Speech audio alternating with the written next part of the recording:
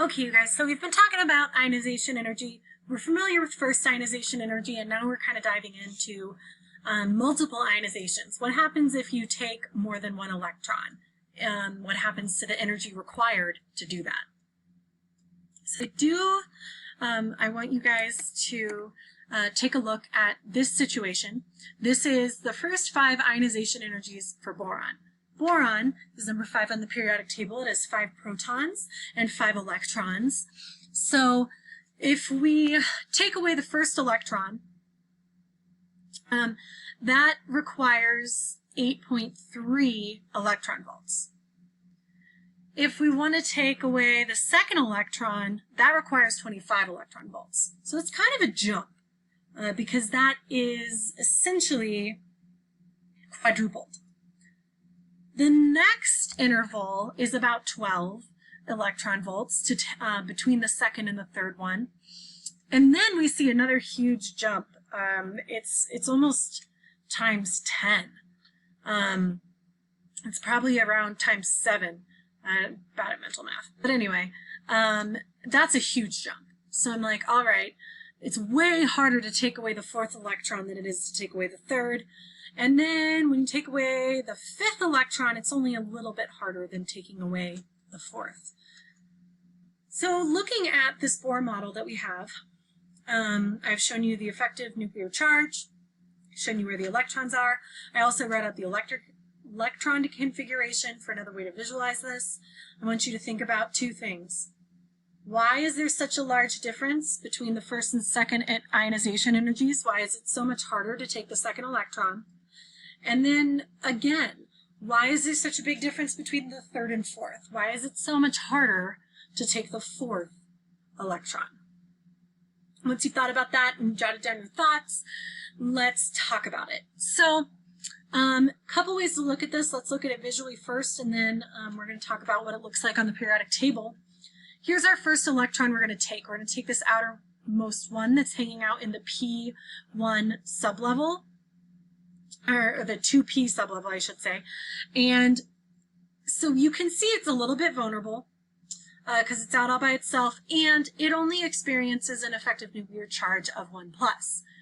You can see in the electron configuration that it's by itself. You don't necessarily see the effective nuclear charge, but you do see that it's out there by itself in its own sublevel, and it's a little bit vulnerable because of that. So it's not super tough to take that first one. But when you take the first one, the next available electron is in the 2s level. So you've dropped a sublevel. And now that you've dropped a sublevel, now we have an effective nuclear charge of 3. That's a lot bigger. And you can see that the ionization energy has increased as well, about times 3, right? It's been about tripled, and the effective nuclear charge has about tripled. So you take away the second electron, and now the 3rd electron is left. We got to pluck him out of there. Well, he still only experiences +3, just like his neighbor did. So it's not going to be that much harder to take him. It's going to be a little bit harder because every time you take away an electron, it's a little bit easier for the nucleus to hold on to the electrons it still has, but it's not a lot harder. So now we've taken our electron out of the P1, we've taken the 2s2 electrons out, we're left with only the 1s2 electrons. These guys are right next to the nucleus. They experience no shielding. They experience the full effective nuclear charge of 5. So it's no wonder that it's so flippin' hard to take these, right? They're right by the nucleus, full magnetic strength of that positive proton charge.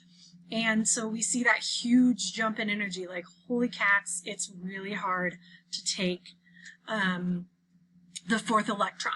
And then it's going to hang on a little bit extra tight to its 5th electron as well. And then boron would have no electrons, and that would be sad, but not really our problem. Okay, now I want to think about what this looks like on the periodic table, you guys. So in this case, what we're seeing is we see a jump in energy. And there's two places we might see a jump in energy. If we move sublevels, right, we went from P to S, or if we move energy levels from 2 to 1. So if we were looking at the periodic table, we could guess, based on knowing the ionization energies, that there's going to be a jump right away. So we're either jumping from the P block, so here's the P block, and that's where boron is. We're either jumping from the P block to the S block, which in this case, that's exactly what we're doing. Or the other type of jump would be from the S1 back to the previous energy level. So from 2S1 to 1S1 in this case. So what we're doing in the example above is we have boron, and we're saying, I'm going to take away one electron, and now it looks like beryllium. And that wasn't too hard to do. But now that second electron, taking beryllium-looking electron, so that now our electrons look like lithium, that was a lot harder because we're a little bit closer to the nucleus. And we're in a different sublevel. And then we take lithium, not that hard because they're in the same sublevel. Then we take the fourth electron, right, and that launches us back over here to having an electron configuration like helium. And that's really, really flippin' hard because you are trying to take something from that first energy level now. And that's why we have that big, big difference in ionization energies. So you can use the pattern of ionization energies to figure out what element you're dealing with. And so that is what we are going to be doing today. It is a puzzle. It is a hard puzzle. You can do it, and I will help you. Okay? So here's what this looks like. You have a worksheet of this posted on Google Classroom. And what we have here is we have the 1st through 8th ionization energy of elements 1 through 20. So that's elements hydrogen through calcium. A couple of things I want to point out right away. You can't give away electrons you don't have. What I mean by this is if you're hydrogen, you only have a first ionization energy because you only have one electron. You can't have a second ionization energy because if we take away your first electron, there's no more electrons. Similarly, helium is the same way. If you take away 2 of helium's electrons, so first ionization energy, second ionization energy, you're done. There's no more ionization energies because there's no more electrons. So that simplifies this to some degree. If we look at what we have here, we can easily see where hydrogen and helium are, right? Because there's only one ionization energy. These are also in electron volts, like what we were just dealing with. Helium only has 2 electrons, so it only has 2 ionization energies. So we can figure out everybody up to number 7 pretty easily. And so I'll let you guys do that. I'll do the first couple with you, and then I'll let you guys figure that part out. So then this next piece is like, well, what the heck do we do if it has 8 or more electrons? Because we can't tell these apart, right, if it has 8 electrons. And so that's where we have to start working with patterns. So I'm going to escape out of this big window. This is going to be a little bit small. Sorry about that. I'm just going to fill in real quick because we're talking about it. I just want to fill in that this is hydrogen. This is hydrogen. And I really thought I made all these things bold and blue. And this font. And size 16. Okay. So there's hydrogen because it only has 1 electron. Here's helium because it only has 2 electrons. You guys can figure out the other ones that operate like that. So now we need to start looking at the ones that have 8 or more electrons. So if we look at the first row, what we're going to be looking for is big jumps in energy like we saw with boron. So we're looking for things where it like maybe triples or quadruples or things like that. So first row, it increases by 20, and then it increases by 20 again, and then it increases by about 30, and then it increases by about 30, and then it increases by about 30. So that, to me, that's pretty uniform. I don't see any big jumps because it's increasing by about the same amount every time. Then for 7 and 8, it's got 2 dashes, and what that means is good luck trying to get electrons 7 and 8 off of here. It's never going to happen. So I'm going to call that our big jump for the first row. So I'm going to color these guys, dang it, that's not what I wanted. These guys green, and I'm going to make these guys purple so we can see where our big jump is. Gosh, I just did it again, y'all. It's like it's my first day on Earth. Okay, so then there's our big jump. So that big jump is coming after the 6th electron that we donate. So that's interesting. Okay, so we're going to continue. We're going to look for more jumps. This is what I like to do first before I do anything crazy. 8 to 16, about double. 16 to 33, about double. Then it increases by 11. Then it jumps to 165. That's pretty significant. That's more than triple. So I'm going to call that a jump. Okay. So there's a, God, every freaking time.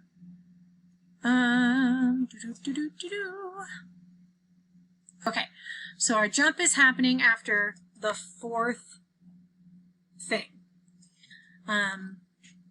You guys can figure out the 3rd row by yourself because it only has 6 electrons. So we'll look at the next row. 7.6 to 15 is about double. 15 to 79, that's a big jump. Okay, whew. There's this guy. And then 79 to 108, it's like 20, that's not huge. 108 to 141, that's 40.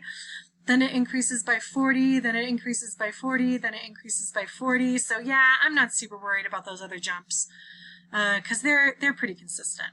I don't see anything that seems super out of character. We already identified helium, so we'll go to this next one. 6 to 18, oh, that's tripled. Maybe that's a jump. 18 to 28, that's only increasing by 10. 16 to 18 is about by 10, maybe not a jump. Oh, 28 to 119. Yep, that's a jump. Woo! Okay. Then after that, 119 to 150, that's an increase of 40, followed by an increase of 40, followed by an increase of 50, followed by an increase of 45. Okay, so I feel pretty good that those are not jumps. They're kind of consistent. You guys can figure out the next row. 13 to 23 to 39 to 53 to 67 to 96 to 114. Ooh, to 348. Okay, so nothing too exciting here until right at the end. So I'm going to take that and I'm going to say this jump is happening between the 7th and 8th. That's crazy times. Okay. So now let's think about maybe what some of this stuff actually means, what these jumps mean for us. So to do that, I think, so I want to start with this one right above helium, so 7.6 to 15 to 79.7, because that happens after you take 2 electrons. So what we want to do is go to the cliff, is what I like to call it, on the periodic table, and count back 2. So cliff on the periodic table is column 1. So 1, 2. Okay, so this could be a group 2 element. This could be a group 2 element, but we are out of time, so I'm going to complete this in another video. So many videos, sorry y'all, and we'll finish this thought.